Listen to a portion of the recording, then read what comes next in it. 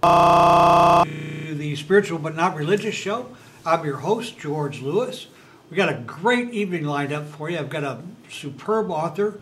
I'm going to give you a little more information about my guest in just a moment, but I want to talk about the Spiritual Broadcasting Network, what we're doing, why we're doing it, and then a bit about the Spiritual But Not Religious Show. Spiritual Broadcasting Network came into being in order to basically bring the voices of spiritual transformation, consciousness transformation, more to the front. I'm convinced that there's been a spiritual revolution going on, if you'd like to call it a revolution. Certainly a transformative movement that's going on. Our world order, the mental order, our thinking construct, and our behavior is really come from our darker side rather than our light side. And as with everything, it's cyclical, and I believe that things have been laid in place to make a transition from that overriding dark force. And we see that in the world today. We see it in politics. We see it in the banking debacle that just happened. We see it in what's going on in Europe. It's not just this country. We see it all over the world. And we're reaching that tipping point, that culmination where we can move from that dark side being the predominant factor to the light side being the predominant factor. Now, does that mean that there won't be conflicts and there won't be, things from the dark side? Certainly not, because they support one another. We live in a world of polarity, so you must still have the dark side to support the light side. But rather than being so much greed, so much of all of the darker aspects of humanity, being at the forefront, we're going to see that kind of take a back seat. And I believe that we're going to have a change as dramatic as what happened when we went from the Dark Ages to the Age of Enlightenment to the Renaissance. And when that happened, there was a time in there where there was a flip, but nobody really noticed it because it happened over time. And I think that's what's going on here. The Spiritual But Not Religious Show itself came out of the reality that, first of all, that's how I believe, so that was a natural thing for me. And, like for the last 20 years or so, people have been leaving the church's organized religion in droves. They're just not finding that connection with a higher power or God that they were looking for. As a matter of fact, right now, more than 20% of the United States population declares themselves as being spiritual but not religious. And so the thing that happens, with the church is you end up with a community and they have a voice. But when you're in the spiritual but not religious mode, we don't go to church, we don't go to the organized events, and so we really don't have that much in the way of community. And as a consequence, we don't really have a voice. And so the Spiritual But Not Religious Show brings you authors and filmmakers, people who are really on the cutting edge of that consciousness transformation movement, bringing their voices to you. And that's that's the whole point of the Spiritual But Not Religious Show. My guest tonight is Don Mordasini. Don is a psychologist. He was a stockbroker making six-figure income, well into the six-figure income, became disillusioned and really started on the spiritual path. Don's written a book called Prince of Ogres, a really good read, integration of the psyche and of the soul. Tom, have we got Don on the line? Yes, we do, George. Hi, Don. You able to hear me? I got you. Good. I think we've got good audio tonight and good video. You're looking really good from this end. I think we'll have a really good time and a good show. Listen, your book. I've totally enjoyed your book, Princes and Ogres. Some of the points that you bring out are very, very interesting. But before we get to your book, what I'd like to do is have our viewers really get an idea who Don Mordasini is and sure, how fine. you got here. So maybe you can give us a little background on yourself and where you came from. Sure, absolutely. Where you were where are you from, Don? Where are you originally? I was born and raised in San Francisco, and I grew up there and went through school. Went to the University of California, and kind of struck out on life. So did you have a pretty liberal kind of upbringing? Well, the thing is, my parents went through the Depression, and I remember, they were talking about how bad it was, and they didn't have milk on the table, and I was a kid, and I swore I don't ever want to be poor, and right. So I got to college, and I said, in those days there wasn't a lot of technology around. I said, I want to be on Wall Street. I want to be a stockbroker. I want to go where the money is. And that was in my head for the next 20 years. And I basically cut a career as a stockbroker, moving up the ladder, ultimately becoming vice president with Dean Witter and Company. Uh-huh. And I was driven by this need to kind of, this need I wasn't even aware of to accumulate. Of course, and, I built status and collected some of the symbols and, enjoyed kind of life that hard work and dedication and integrity and all the rest, a little bit of smarts brings. And so I think that I know now that that's what fed the first part of my life, was this desire not to repeat my parents' experiences, then taking it to the extreme, and then to finding out I had some talent to deliver and to move up the ladder and do good for people in terms of helping them out financially and, of course, giving my family a good life. So that's kind of a snapshot of where I was prior to my transition. Well, you and our show's producer, Tom Johnson, Tom was a stockbroker for many years, and like you, making that six-figure income, and just had his own spiritual awakening. I wasn't aware of that. That's very interesting. Yeah, you guys have walked much the same path. So, and you went from there to becoming a psychologist right away, or what was? No. What happened? I was kind of at the peak of my career. I knew I wasn't going to go any higher. I was VP. I wasn't going to be president or CEO. Right. And I used to enjoy the end of the year, seeing how well I did, counting my chips, getting ready. I owned a house in Austria, getting ready to go and take the family to ski, and I was doing that one night around Christmas, and all of a sudden this voice inside me said, "Is this all there is? Uh-huh. Is this all there is?" And I want to tell you, a chill went through my spine like I never felt, and I couldn't shake it, and I tried to shake it. I got up the next day, and it was there, and the voice said, "Is this all there is? Is this all there is?" That was the beginning of the end.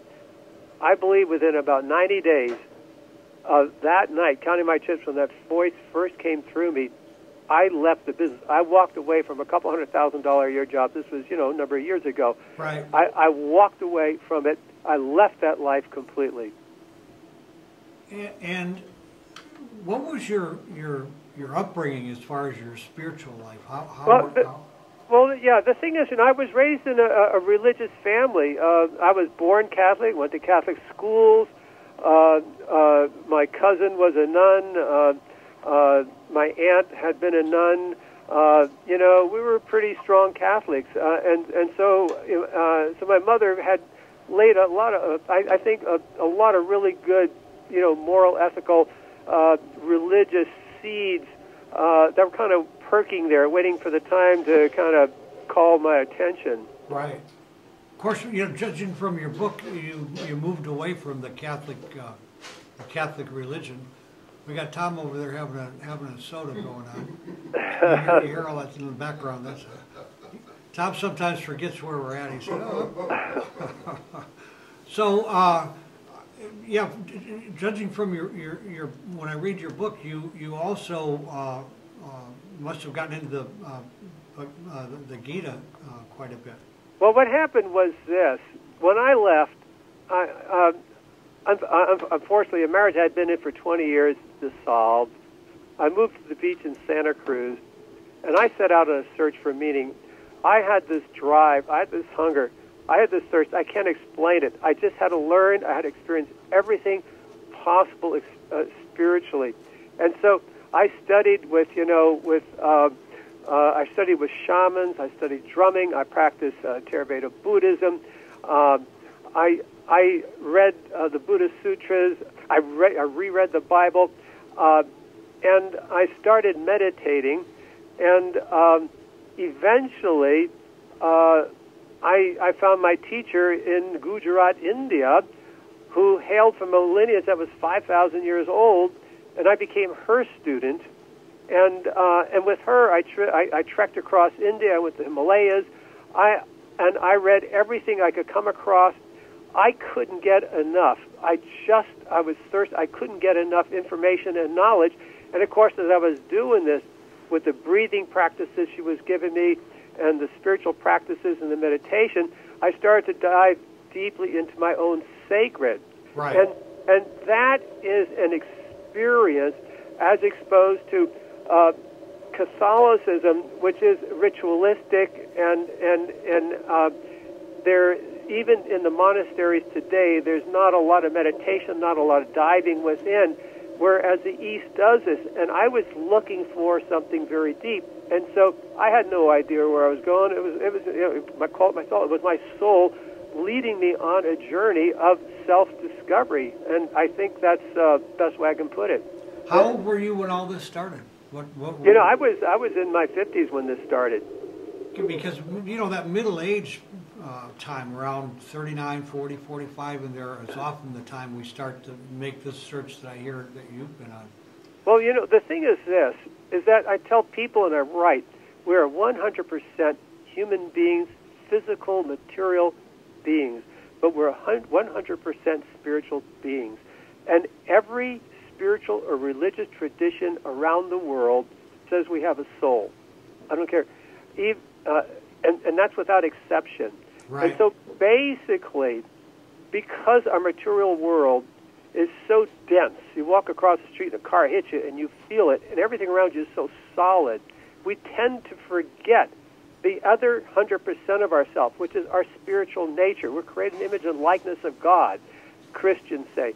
And that is true. We're a wave on the ocean of God. We're a microcosm of the macrocosm. We're a ray of the light. And that ray is a full ray. And not only did I study, in my travels, but I went through an anthology of probably 100 Christian saints and their spiritual experiences. And they were identical to those of the East. Were those the mystic saints? Those are the mystic saints. But right. I'm talking about from St. Thomas Aquinas right up the line to Padre Pio of last century. Right. But their experiences, they might have been couched in different words, were the same as what I was reading in the East. The Buddhists, the stories of the Buddhists, and I read the Buddha Sutras, and of course the great yoga literature of India talked about this. And I said, there is this universality, independent of whatever, where people touch deeply into the soul and experience not only peace, and not only joy, but a oneness, a sameness with the source, and an ongoing nature of their consciousness. And this is what I began to touch into, and it is a universal phenomenon. Well, but unfortunately, it's covered over because of our materiality until we get whacked up the side of the head, or we get a wake-up call like I did. It does seem to require some pain, a 2x4 across the forehead or whatever. It's interesting that you being Catholic, did you get any of Father Thomas Keating's contemplative meditation at all before, while you were Catholic? Well, the thing is this, I tried. Down in Big Sur here, I went to the Benedictine monastery. I used to go up there, and I would sit and I do a little meditation, I do a little prayer, and this kind of thing. And I studied Thomas Merton, a great, really a great spiritual mystic great teacher. Spiritual teacher. Absolutely, and he also spoke about some of these experiences, but they weren't given to the layman. The passage in to the sacred wasn't given to the layman. It was reserved for the elite, and or those who were mystical in the nunneries and the brotherhood. Whereas in the East, you had these itinerant teachers and teaching people how to go within, making this information available. So basically, God is God is God is God. Absolutely. Or the source is the source is the source.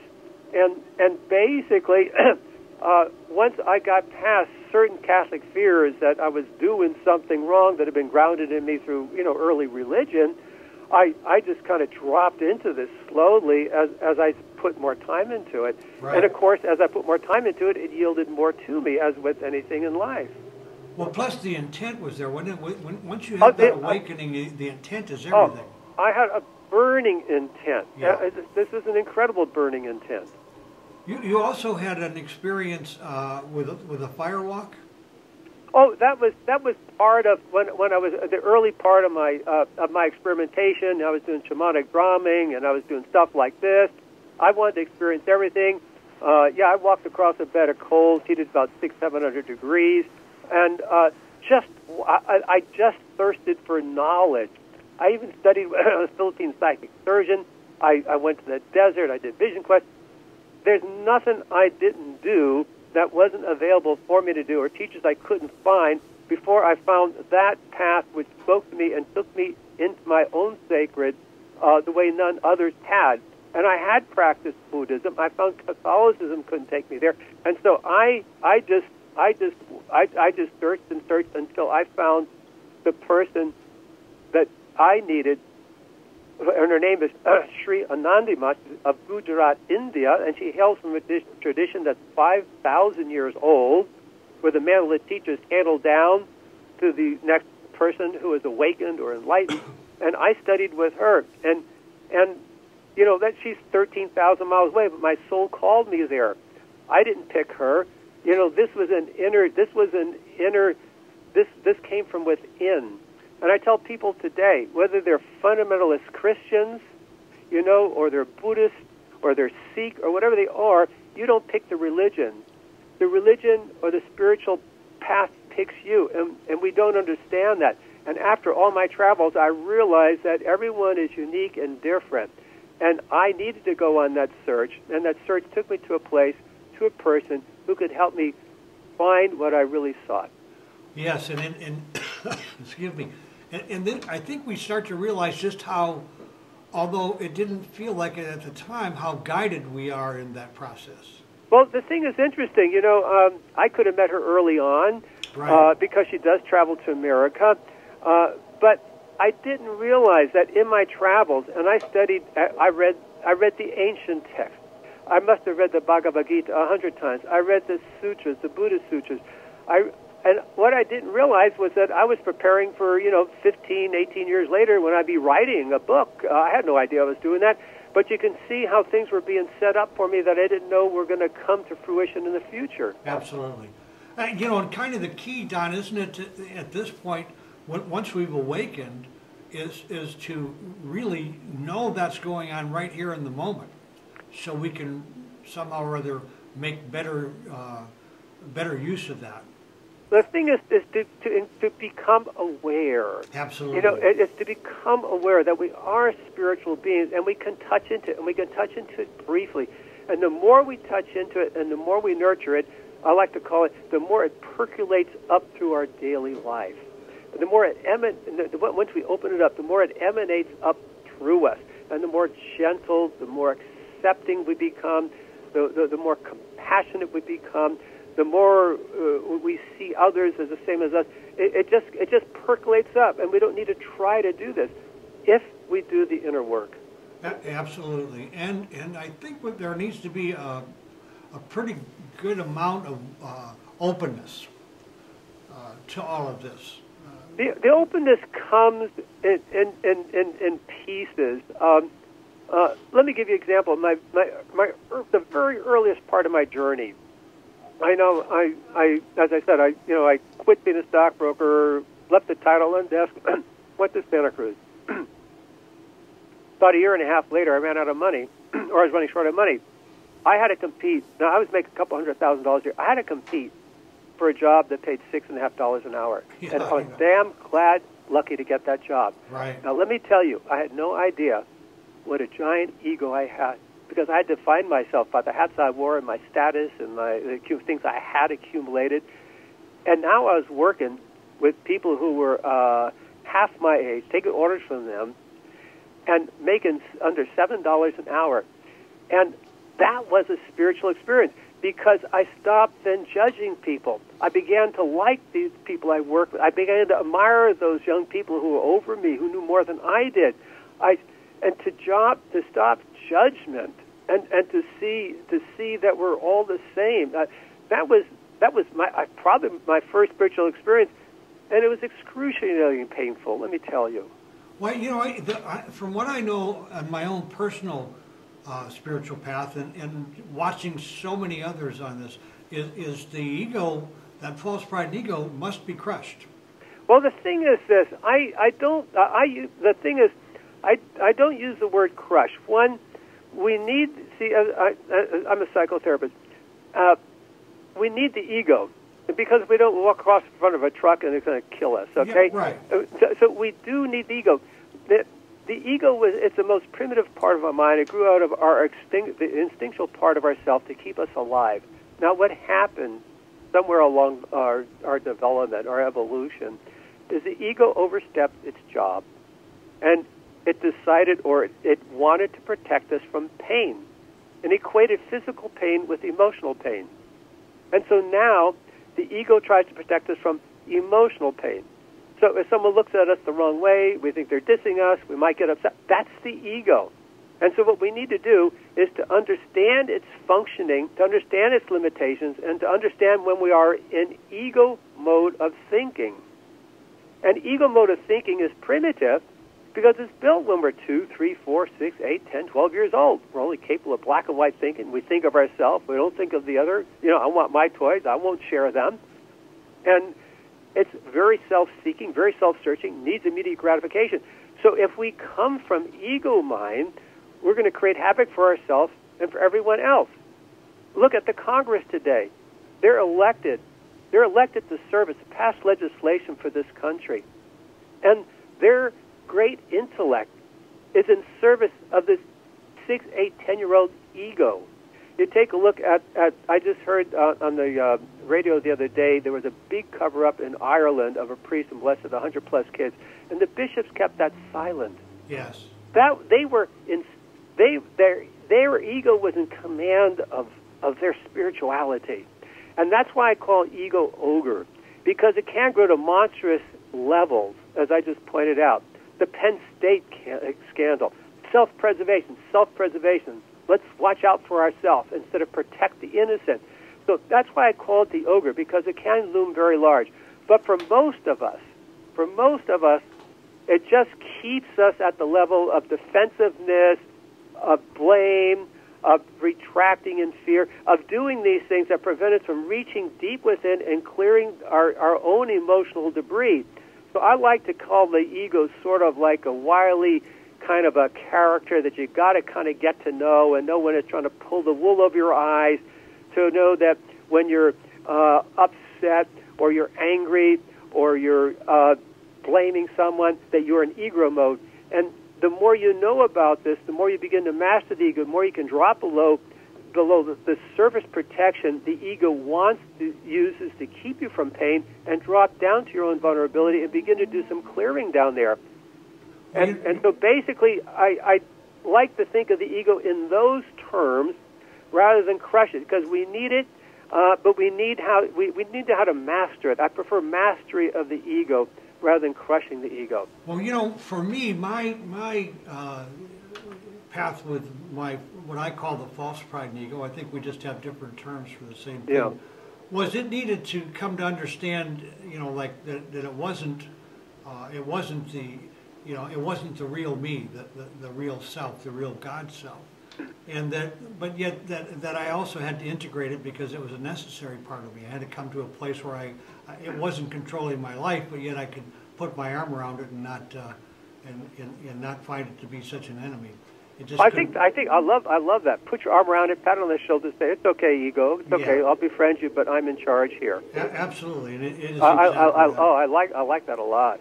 That one of the things that you talk about in your book, as a matter of fact, you kind of lead off with it. You talk about being caught in our heads, and I think we're really kind of talking about that at this point with the ego, are we not? I missed the word you used. I'm very sorry. Oh, that's all right. In your book, you talked about being caught in our heads. Oh, caught in our heads. I'm talking about being caught in the lowest part of our mind, which is the ego. You know, and because the other thing is, we live in a very cerebral nation, and intelligence and everything is so highly valued that is what's sought after, rather than blending that with the spiritual and bringing that to the marketplace and bringing that to the corporation.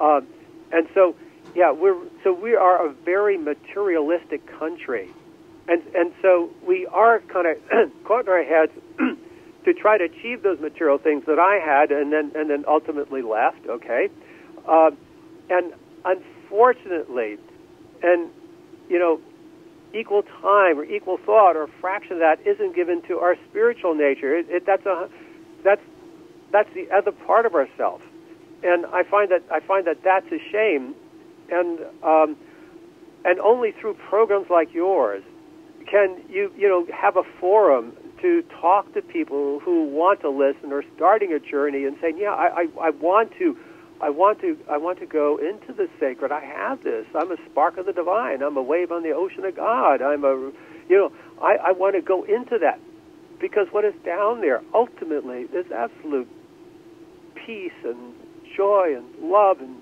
brotherhood, and those are the prizes, aren't they? And you can touch into your internal consciousness. The fact that when you leave this, you have been here before and you will be here, you can actually touch into that stream of consciousness. And the fear of death falls away. The more you plumb, the more you move through the machinations of the ego and the dead ends of the ego, and you touch into that and you experience that. And you find your experiences are like those of the Christian saints, of the Eastern saints, and that this is truth. And it's such a shame, and it's such a shame that this isn't emphasized, that this isn't taught, and only in on sites like yours and others that are springing up a little bit more in the last 10, 15 years, is this even talked about or even mentioned? Well, Don, I'm pretty convinced. One of the things that you say in your book, and I'm certainly with, is that we are all one.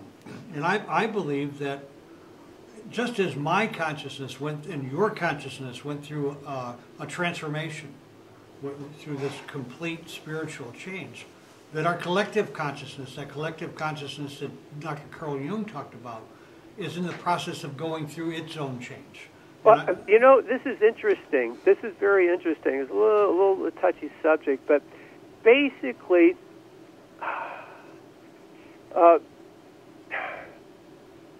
let's see. Each of us, we've talked about evolution of the species, okay? Darwin, proved that, in the 1800s. But there's also individual evolution. Yes. And there's societal evolution. Absolutely. And the Arab Spring is about societal evolution that lagged the evolution of the planet. And what is to step aside from that, there's individual evolution, and once we become aware that we can evolve individually, spiritually, and we can take control of that, it's the opening, because basically, ultimately, I believe all of us are going to touch into that. Maybe not in this lifetime or lifetimes to come, but I think that is the slow evolving of the universe, of us here, to that point. Teilhard de Chardin, the great Catholic scientist, and I forget he talked about the omega point.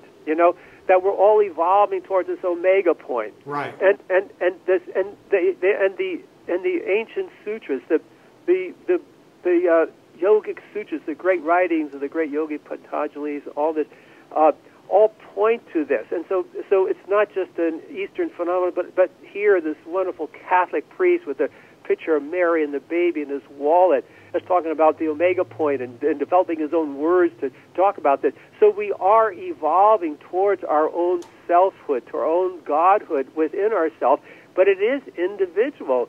And sites like yours are bringing this and making this available to people so that they can begin to think about this and plumb the sacred within themselves. But we are evolutionary creatures, individually and societally. So what do you think? You think that fear of change is the biggest block to all of this? When the thing is this, when you talk about fear of change, you're talking about fear, and fear is the weapon of the ego. Absolutely. You see, the thing is, the protect. Remember, I said the ego wants to protect you. It overstepped its bounds in our development when it wanted to protect you from emotional pain rather than physical pain. Right. And so what it has, it has 2 or 3 modes of defense. One is anger, okay, and one is fear. And if you are feeling fear or you are feeling anger, you are in ego mode. Now, the ego knows nothing about spirituality. It's a very primitive part of the brain. It doesn't know spirituality exists. It doesn't know that we are spiritual creatures. And so if it's going to let go the reins of who it is, it's going to bring up fear. And so when people think about changing or maybe leaving the church and going on a spiritual trek or doing that, I had to go through a lot of fears and that process as I had to work with my ego so that I could deepen my experience, my personal experience of the sacred. Fear is the weapon of the ego. Whenever you're facing something or a trial or a challenge comes up, immediately you react with fear. The job is to get out of that, to say, this is my simplistic 10, 12-year-old mind thinking for me, retrenching, trying to protect me from fear or harm. What it doesn't know is what is underneath that is the treasure that we're walking around outside our own treasure house. That's why I use the metaphor of the prince and the ogre. We're prince and princesses, and we have this treasure house where we can bring to ourselves the full cornucopia of goods that's available for us in our material life, and we can plumb to the ultimate depths of our own sacred. But the ogre doesn't know what's inside the treasure room, inside the castle, and that's why I like to use that as a metaphor, that it's within us. And I forgot the point I was making. I just get so excited about what I'm doing, and I'm trying to sit still here for the video, and I'm throwing my hands up in the air like a wild Italian. Well, I know it's tough when you're animated to be caught in this little kind of postage stamp space, isn't it? Well, you know, this fear stuff is hugely important, and it's like I think at the base of that, what I've found is this idea of death because of we lose the physical body, and like way back in our consciousness somewhere, we know we're going to hit that point, and once I got past that whole idea of death, because consciousness can't be destroyed, energy can't be destroyed, everything began to change for me. Well, you said some absolutely beautiful things that they're ultimately all the ego is trying to protect us from feeling those deep-seated fears. Right. Because they take their basis, they drop down to the fear of annihilation, self-annihilation. Okay? And that's why those fears can be so strong. Jesus, if I'm leaving Jesus, if I'm leaving the Catholic Church, that Jesus is going to be angry at me if I do this. I hear people tell this. It's a thought that went through my head years and years ago. And so, what does that mean? Annihilation and condemnation from God. Well, let me tell you, those fears are intense. Oh, they're very intense. And we have to face them because what they are, they're just thoughts. And there are thoughts that are laid down by the 6, 8, 10, 12-year-old mind that was being formed as we were developing a sense of self, so we wouldn't walk in front of a car. And so we take a look then at the thoughts that create those emotions and say, these are thought impressions. These are not truths. They're thought impressions. Even though the close to fear of death comes through me, I know it's based on bogus ideas that are childlike in their assumption. Well, and after you've gone through enough relationships where you've had problems, you had enough bloody noses, you come to realize, like you were talking about, that you got a 6-year-old that's running your boat. Absolutely, because let's say like in a personal relationship, say you promise to come home at a certain time, you come home 3 hours late, and you don't call, and you just innocently forgot, and you got caught up at work or something like that, and maybe your partner, your spouse is angry, okay? Right. Appropriately angry, but you look at her on his or her face, and you immediately go into defensive mode because the ego comes up to protect you. And so if you can say, okay, here I'm in ego mode, making my defenses, getting my excuses ready, and you drop down below that vulnerable child that's afraid of being not liked by its partner or not liked by its mother, and you touch into that soft space there, you can say, honey, I really apologize. I'm so sorry. Instead of going into defensive mode and making stories up. It's just one simple example. In relationship, how when we get past the defenses of the ego, which are anger and blame, basically, and excuses, that we can drop down and get in touch with those soft spots and then deliver them up. And then you come home 3 hours late, make this profuse apology, and it's an energy that is felt. And then you move on. The subject is dropped. You come clean. Do you think that some of that desperate need that the ego has to be right traces back to, like the primitive part of our brain where, when we lived in a cave, and when we walked out of that cave in the morning, whether we went right or left might mean the difference between being eaten alive by a giant saber-toothed tiger or finding a meal of our own. It was really important to be right. Do you think that has an effect with us at this point? That's the first time someone's posed that question to me. And to be honest, I'd have to think about it. Basically, for me, what my experience has been, and with the people I've worked with, is the need to be right is an ego defense against feeling inadequate. Absolutely. And if we feel inadequate or not worthy of being in a relationship or being on our job or whatever it is, we fear loss. And so for me, most of the time when I run into that, and I touch and I get below the ego protective defense mechanism, I find a small little Donnie down there, that he's kind of afraid that, of just what I said. Yeah, he's kind of afraid, and he also covers that fear up with a blustery kind of bravado that's false. If I stay at ego level, but if I don't stay at ego level, I can cut down there and say, it's okay. Right, exactly. It's okay. I understand your fear. It's okay. You're okay. I care about you. Go ahead. So to move us forward a little bit, I want to talk about the integration of psyche and soul, which you talked about. But before we go there, how about give us, our viewers, a definition of your definition of the psyche and of the soul. When you talk about the soul, what are you talking about? Okay. Let me put it this way. If we talk about the source of the creation, source of creation is consciousness and energy. And it is immanent in the creation, and it is transcended to us. It's transcended in our soul or self that we might call in the East, so that we actually are. We come from God, and we have a God part within us. That's the simplest way I can put it. Okay. Right. And that is magnificent, because the more we go into that, the more godlike we become in terms of experiencing the qualities that you and I talked about, a few minutes ago.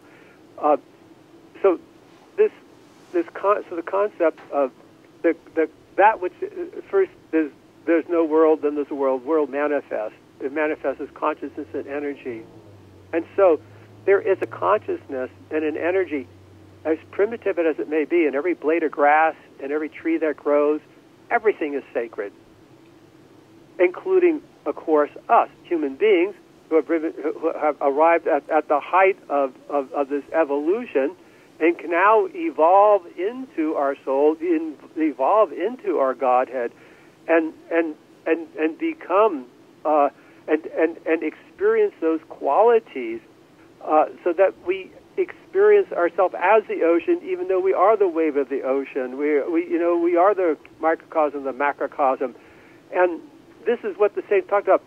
I love. I went through an anthology of about 100 Christian saints a couple of years ago. Right. And Meister Eckhart, who was the greatest thinker probably in the Middle Ages in the 12th century. His name was Johannes Bohan, and he was persecuted for the church and lost his religious seat at one of the German universities. So he became Meister Eckhart. And I was just reading him the other day, and Meister Eckhart was saying, "My gosh, I am the one and only living Son of God." Absolutely. And he said, and you are the one and only living Son Same of God. words supposedly came out of Jesus' mouth. Isn't that beautiful? I just, and so basically, wherever you go, and it's said in the East in a different way, but it's our nature, and the fact is, because this material world is so dense, and because we need to put food on the table, and we need to get in cars and drive, and need housing, and everything is so material. We're spirit. Absolutely. We're spirit. We're spirit in this room. It's inside you. So you have to look inside, and because everything's so material, we fail to do this until a wake-up call comes, until there's a recession, until you lose your house, until you lose your job, until you create a serious illness. And that's life whacking you up the side of the head. I got whacked up the side of the head when I got to the top of the semi-top of the pyramid, so there's nothing here. But then I paid. God, I suffered on the way down. But it's those wake-up calls that say, well, maybe I need to reach within and fund some new resources and find out what's down there. And that's why I see challenges and trials as a wake-up call for us to go within, to expand our awareness, to expand our consciousness, and to reach into the spiritual and to bring that in, because life needs it. So what I'm hearing, if I'm hearing you right, what I'm hearing you, how you describe the soul, what you're saying is that's that God part of us. It's a God part of us. Okay.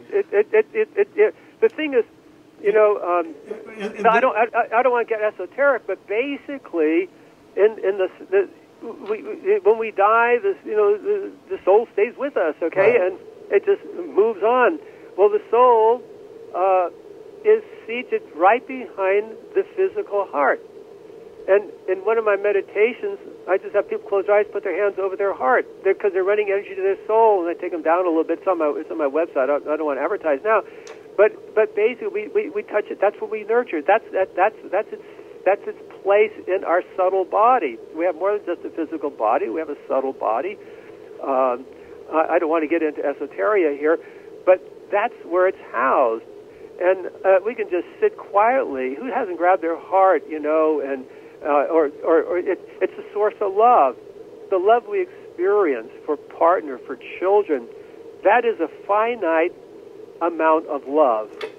Now, finite does not create the infinite. The infinite creates the finite. Right. And so that finite love, which can be grand and enormous for our new loved one or our newborn child or whatever it is, no matter how grand that is, that's finite in comparison to the source from which it came, which was infinite. And that is within ourself, and that is the God part of ourself, our soul, from which that emanates. So let me bring us back now to the definition of the psyche, because I really want to get your take on this idea of integration of the psyche and the soul, in how you see us doing that. Do we have control of that? Is it just our path, our intent that's bringing that about, that integration? So tell us, what the psyche is. Okay, I use psyche as the word for mind. I use psyche as the word for ego mind, which is the lowest part of our mind. I use it for more advanced types of thinking that we have. We're capable of abstract thinking, symbolic thinking, We're able to access our intelligence.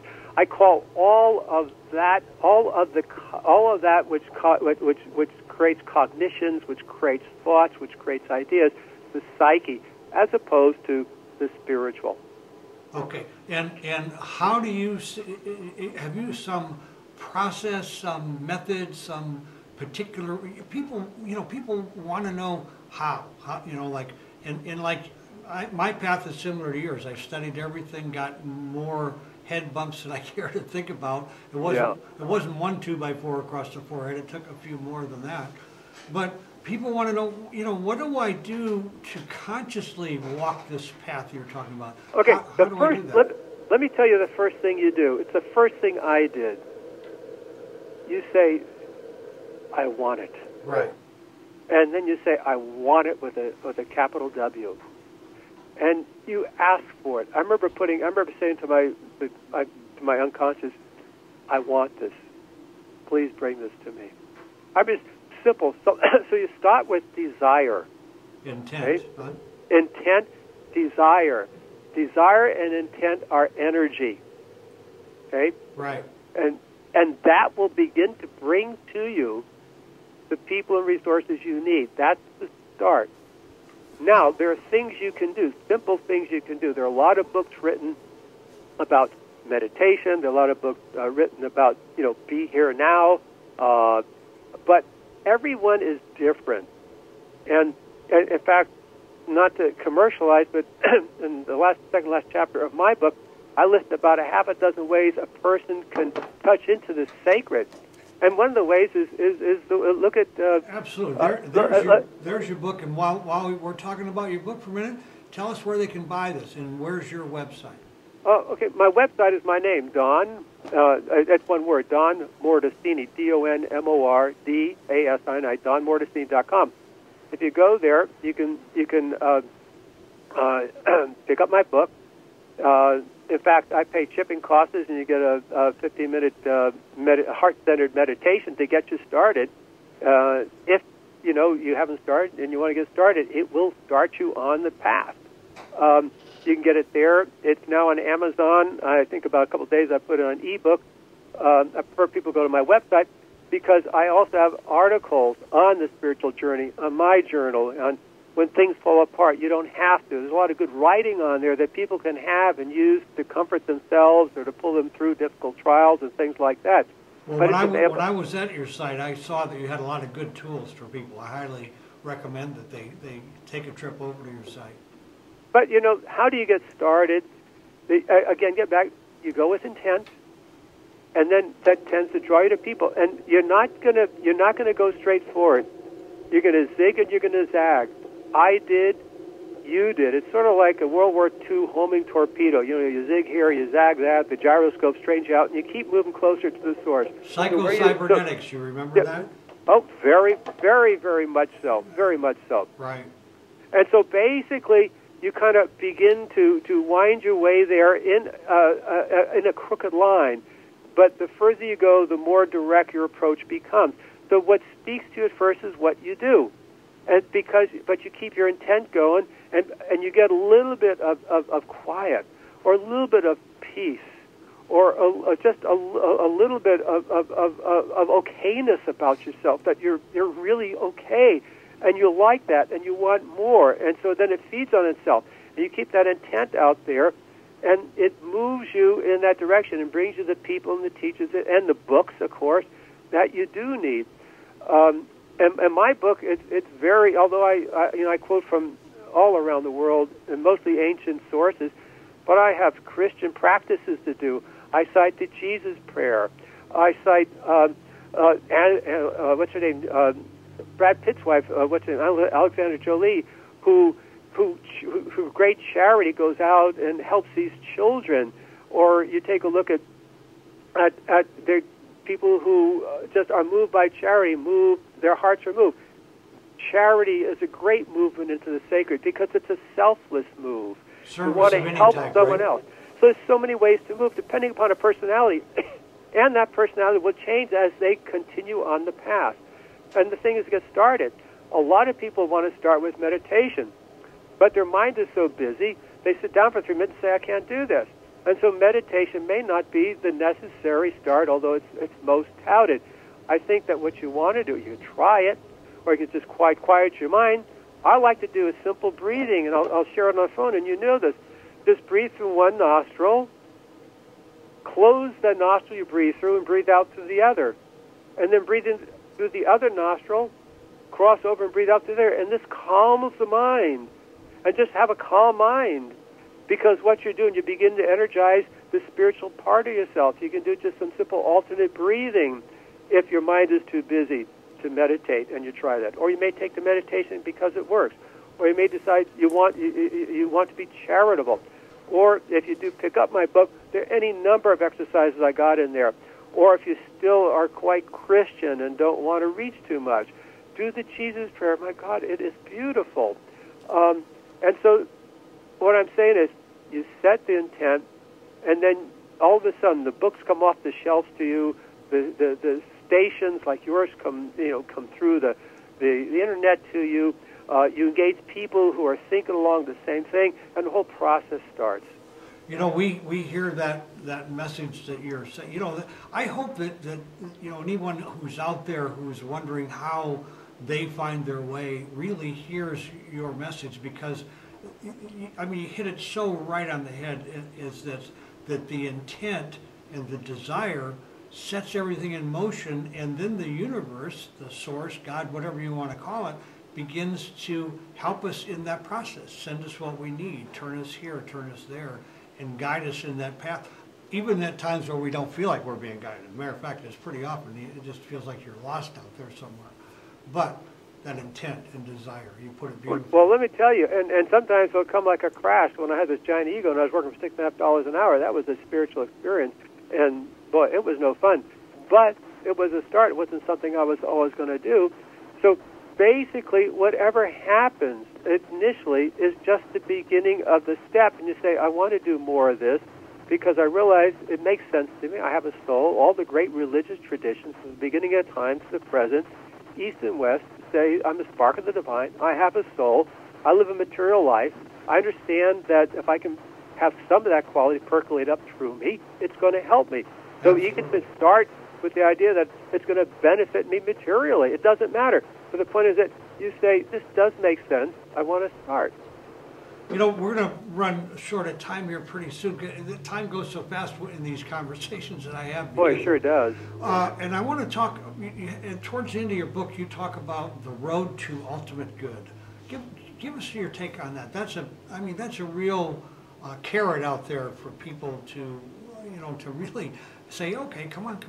This is a good thing that you do, this walking through your fears and your issues and your troubles and all of that kind of thing. And you know what, Don, as people, no matter how spiritual we are, we still have that, okay, what's in it for me? Well, the thing is this, is that if someone's listening to the station, they're already on the path.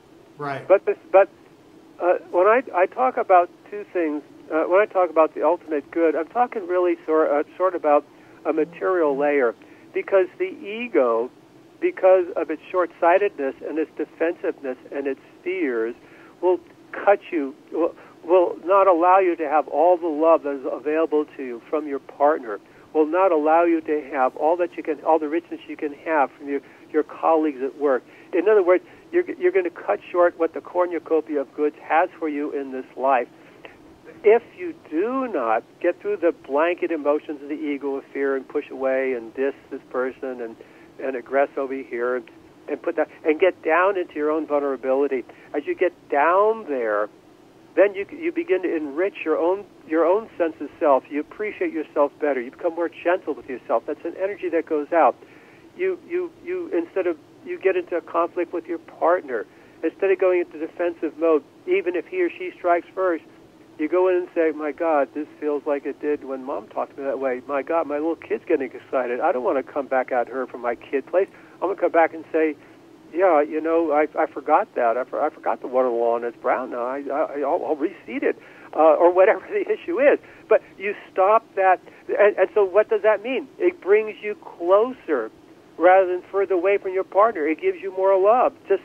So we're talking, this is what I mean by bringing you all the good that's available for you in this life.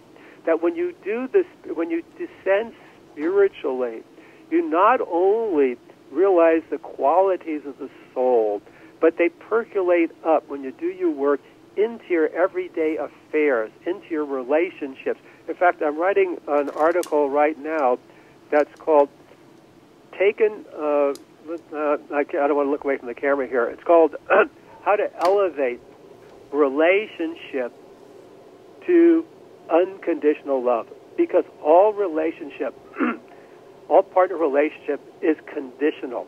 Even soulmate relationship is conditional. You love me, I'll love you. Absolutely. I expect this from you. I don't get this, I'm upset, okay? And so it's all conditional.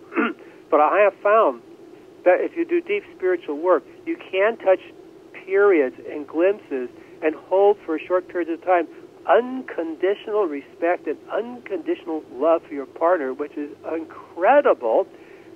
And then we go back into marital life, and you get in the car, and you drive to work, you do what you do, or, you know, you take the kids to school, and then, of course, then it's gone. But you can go back down there, and you can with partner actually touch into unconditional love of partner, which is really humanly impossible, but with spirit, because you are 100% spirit, it is possible, at least for brief periods of time. And this is something I'm working on right now that I want to get out there, because I don't think anybody's said this before. Well, you know, that's one thing I think that all of us are searching for in our relationships, is that first we're looking for the unconditional love from the other, but the reality is I don't feel unconditional love until it's coming from me. Well, that's it. We can't have what we're not ready for.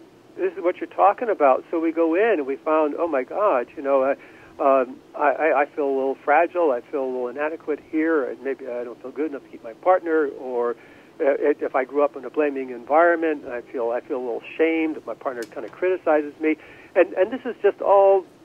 These are mind impressions. That's all that create these emotions. So I move through as I feel those emotions and let go of the mind impressions. I can be with my vulnerability, and then I don't have to react out. And that's a soft energy that goes out. It's not an aggressive energy, and it brings us closer together. That actually, we've hit that kind of place, Don, where we're really out of time at this point. I've really enjoyed talking with you. I get out to California, I'm going to look you up. We'll have a cup of coffee. You get down here to Sarasota. No, I'd love to do it. It's been delightful. It's absolutely delightful to be on the phone with you today. I really appreciate this opportunity. Well, I thank you very much. You're a good guy, and you write well and simply, and I really suggest that our folks take a trip to your website and purchase the book. And if you write another book, Don, be sure and get a hold of me. We'll have you back on. Well, that sounds wonderful, and thank you once again very, very much. You too, thanks. And now you can get out of your postage stamp size space and stretch out a little bit. I moved my nose off that spot, Absolutely. So I hope I didn't ruin your TV. Thanks, Don. Thank you. You have a good night. Thank you. Bye now. Bye now. Well, Don was a great guest. You know, this book it will really help you if you're looking to move out of that space where you're having difficulty with your spirituality and bringing it together in your relationships and bringing it into your life where you're actually living it and experiencing and finding that place of joy. He's got some good stuff in here that will help you get there. I got a great guest, next week. Be sure and come back. We're here every Tuesday night, 9 p.m. We're live from Sarasota, Florida. The weather's been wonderful down here. Be sure to come back next week. And in the meantime, don't forget to accentuate the positive and have a fantastic week.